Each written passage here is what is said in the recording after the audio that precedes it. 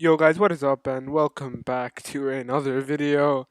Welcome back to the weekly Premier League roundup and this video is coming out a day or possibly 2 days after the Premier League um, game after game week 10 has been finished because game week 10 finished today morning, well Tuesday morning at 12, but due to some issues I'm having with uploading, I might not be able to get it out today. So yeah, I will try my best, obviously, but no promises. But anyways, without further ado, let's get started.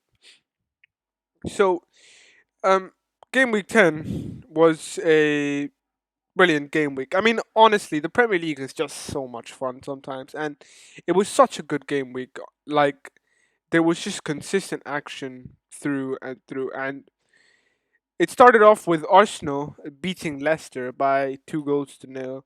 It was another good win for Mikel Arteta's men, who have not lost since that 5-0 beating to Manchester City and are now joint on points with Manchester United, only 3 points behind Premier League champions Manchester City. It was goals from Smith Rowe and Gabriel sealing a deserved 2-0 win. As for Leicester, they've defensively, the last time Leicester kept a clean sheet was in the Carabao Cup against Millwall. That's the last time. That's one of two clean sheets they've kept since this Premier League season started.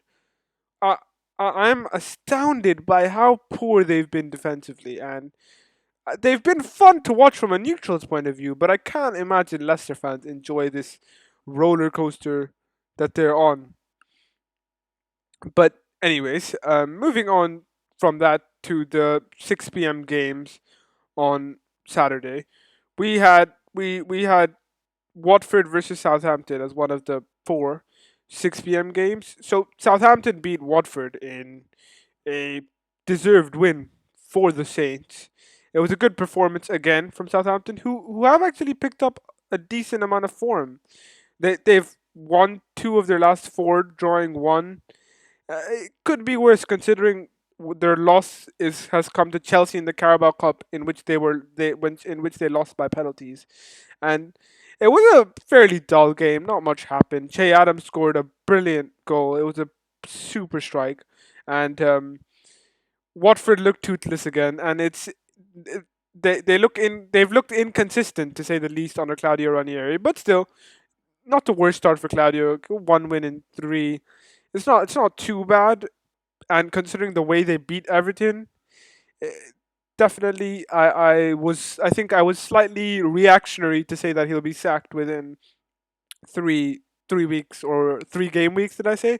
Yeah, I think I said it. I think I said 3 game weeks, but I think that was a little too reactionary. I think he'll stay for a bit longer, but don't expect him to get like more than 8 to 12 months out of this job. But yeah, moving on to one of the bigger shocks uh, in the game week, Burnley. Am I reading this correct? Burnley beat Brentford 3-1. Now, I'm shocked by how bad Brentford have been since that 1-0 loss to Chelsea in a game where they dominated. They've lost their last three Premier League games, slipping down the table, being on the same amount of points as Crystal Palace, only a point ahead of Southampton, behind Leicester, Everton, Tottenham, Brighton, Wolves, Arsenal, Man United, West Ham, City, Liverpool, and Chelsea. It's been an awful couple of games for Brentford, who have won one in their last five. And as for Burnley, it was a much needed win. They're still in the relegation zone, but honestly, I don't think anyone is ever worried with Sean Dyche as their manager. And Maxwell Cornet has looked scintillating. He has the same amount of Premier League goals as Cristiano Ronaldo. That's when you know you're doing something right. But it was a much needed win. I don't think alarm bells would have started ringing had they not won the game. Don't get me wrong. I still would have tipped them to stay up. But I think that you always need that first win, and to get it against a side like Brentford, it's always helpful for their morale and their confidence. So yeah, moving on to the the bigger four games of Saturday, with no disrespect uh to Brentford, Burnley, and these teams. it started off with Liverpool versus Brighton, and it was a thrilling game at Anfield, in a game where you would actually expect Liverpool to win. But they went 2-0 up. They had a Sadio Mane goal disallowed through VAR just before halftime, and Brighton actually pulled the goal back before halftime. And then in the second half, as they showed last week, as they showed against last week against Manchester City, Brighton showed a lot of adaptations, and they changed their tactics slightly, and they deserve to be level in the game. And in fact, you could argue that on the basis of the second half alone, they probably deserve to pick up 3 points. That's how good of a performance it was from the Seagulls. And it's weird. I actually thought Liverpool would brush Brighton aside, because I haven't seen a lot from Brighton in the last 4 games. Like they were easily brushed aside by Manchester City in less than half an hour. The game was over. They they lost to Leicester in the cup. They've drawn with Norwich, and Norwich should have won that. Norwich missed an open goal, but fair play to Graham Potter. He got a very valuable point, I'd say, and they continued their decent start to the season. However, their form is a little bit of a concern, but I think it's not too big of a concern. I think they probably need to win their next game, which is luckily for them against Newcastle. But yeah, moving on to uh, Chelsea versus Newcastle. Newcastle were beaten with ease. I mean, it's weird because up till about the 65 minute mark, it was 0-0, and Newcastle were playing rubbish. Don't get me wrong; they were by no means playing like they knew what they were supposed to do. Like they looked clueless, but because it was getting to that stage in the game, you thought maybe Newcastle could nick a point, maybe even three. I thought Newcastle would nick a point against Chelsea, especially when it was 0-0. But Reece James scored a brace. Jorginho scored a penalty late on to seal the game. Another brilliant performance from Tommy Tuchel's men, leaving them top of the league. And moving on to one of the biggest shocks, I say arguably the biggest shock of the week. Manchester City, well, I'd say biggest shock based on result, but when you look into what happened during the game, you probably wouldn't be very surprised. But Manchester City lost 2-0 to Crystal Palace after they lost to West Ham in the Carabao Cup. So it's been a disappointing week for the citizens. They were fairly beaten.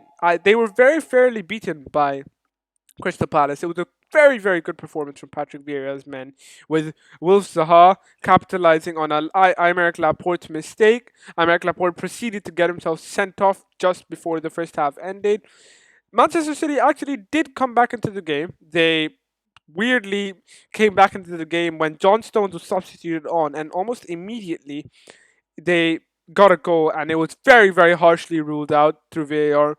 But Conor Gallagher Conor Gallagher sealed the game in the 88th minute with a brilliant goal. It was a brilliant counter-attacking move from Crystal Palace, and yeah, Manchester City were awful, but I think we have to give more respect to Crystal Palace. They were brilliant against City to go to the Etihad and play the way they did. It wasn't just the red card, it was the fact that from minute one they looked to capitalize on mistakes. They looked to press, something we're not used to seeing Crystal Palace teams do, especially under Roy Hodgson. So fair play to them. As for Manchester City, they're very lucky Liverpool dropped points, because this week could have been looking a lot worse for them. It's still been a bad week, don't get me wrong, but Liverpool dropping points does soften that blow just a little bit. So yeah. Moving on to, well, the game that decided a manager's job. Tottenham Hotspur 0, Manchester United 3. What a performance from Ole Gunnar Solskjaer's men. A performance they needed, a performance they got. But I think that people like Mark Goldbridge, who called out Ole Gunnar Solskjaer for stealing Antonio Conte's formation. You can't steal a formation, if I'm being honest. I think that's just stupid, and it's blind. It's just being like blinded by your own views, in my opinion. Because I agree, Ollie should be sacked. Don't get me wrong. I am one of the people who will advocate his sacking. However, that doesn't mean that you don't praise him when he deserves praise. It was a brilliant game plan. And Aaron Wan-Bissaka especially, who would have thought he looked so good in that right wing back role? He was stunning, and they had a game plan and they executed it to perfection. And They deserve to win comfortably. They didn't let Tottenham have a shot on target. This is the same Tottenham that beat Manchester City 1-0. You know, this I know Tottenham aren't the best team, but Tottenham sometimes do turn up in these type of games, and Ollie had to make sure that that didn't happen. And well, it didn't. It was a Cristiano Ronaldo masterclass, but it was a Tottenham disaster class, and it eventually has led to Nuno Espirito Santo getting sacked. And literally half an hour ago, Antonio, I can't believe I'm reading this. Antonio Conte is officially the new Tottenham manager. Who would have thought that? I thought after the whole situation that happened when they wanted to hire him, they wanted to hire like 10 different managers, and Nuno was like 10th on that list, and he didn't get the job. I thought that he definitely wouldn't be the man. And fair play to Tottenham. They've acted very, very, very quickly on this whole thing. They haven't wasted any time, so you have to give them credit. And I'm actually worried of Tottenham now. I mean, I'm always worried of Tottenham, but as a City fan, I'm always, always worried when we play them. But generally speaking, Antonio Conte is a world-class manager, so Tottenham fans, you should be very excited. But I do think people have a misconception. Look, I'm not saying Antonio Conte plays defensive football. No, his goals, like the amount of goals his teams have scored in his last couple of jobs at Inter and Chelsea, show that they don't play defensive football by statistics at least. But I don't think it's the football that Pochettino played, and I think that's what Daniel Levy wants. Otherwise, why would you sack Jose? Why would you sack Nuno? I think it's the style of football that's a problem. So I think it's a bit stupid, but I think on the long term it will work out for Tottenham. So yeah, moving on to the Sunday fixtures. It was it was a much needed win for Leeds, beating Norwich 2-1. Norwich are hopeless. Honest to God, Norwich are a disgrace to the Premier League. I'm not talking about this game. I'm just going to talk about Leeds. They needed the win. They're out of the relegation zone. Rafinha and Rodrigo provided them with a much needed win, and yeah, like I can't keep stressing enough. They simply had to win, and they did. So yeah, West Ham annihilated Aston Villa 4-1, and West Ham have been bloody amazing in the last couple of weeks. After that loss to Manchester United, their season has actually picked up weirdly, and they've been excellent. I can't say anything but that. As for Aston Villa, uh, Dean Smith, bro, he's on thin lines. He's skating on thin ice right now. I know that they had a red card in Ezri Konza, but generally speaking, Aston Villa look hopeless. And for them to only have 10 points after the money they've spent, it's a bit alarming if I'm being honest. For them to have the same points as Leeds, who were in the relegation zone literally on Friday, it's a bit alarming. But yeah, a word on Declan Rice, a quick word on Declan Rice. Even he's been stunning since the start of the season, and he's not worth 100 million. He's not even worth more than 70 million, but he's in or around that 60 to 65 million price bracket. But generally speaking, he's such a talented player, Declan Rice. I was wrong about him. So yeah, fair play. I mean, he's proved me wrong. He's proved a lot of people wrong. I know that for a fact. So yeah, and moving on to the last game that took place today morning, Wolves continued their good form under Bruno Lage, winning against Everton by 2 goals to 1 with a goal from Raul Jimenez and Max Kilman. Um, and Wolves are seventh in the league. You know, for a side that I didn't tip to finish very highly, and a lot of people didn't tip to finish very highly. Wolves are doing good for themselves, and by no means is the performance good. Like the standard of performance is not the best, but I think that today was a much better performance. Like the first half, they deserved to be 2-0 up.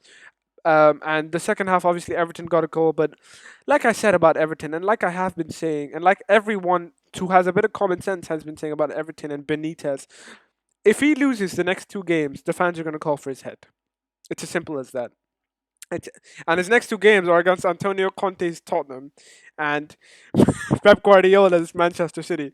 These are not easy games, so it's not exactly ideal. He's not in an ideal situation, if that makes sense. But yeah, and this is how the table looks after 10 games.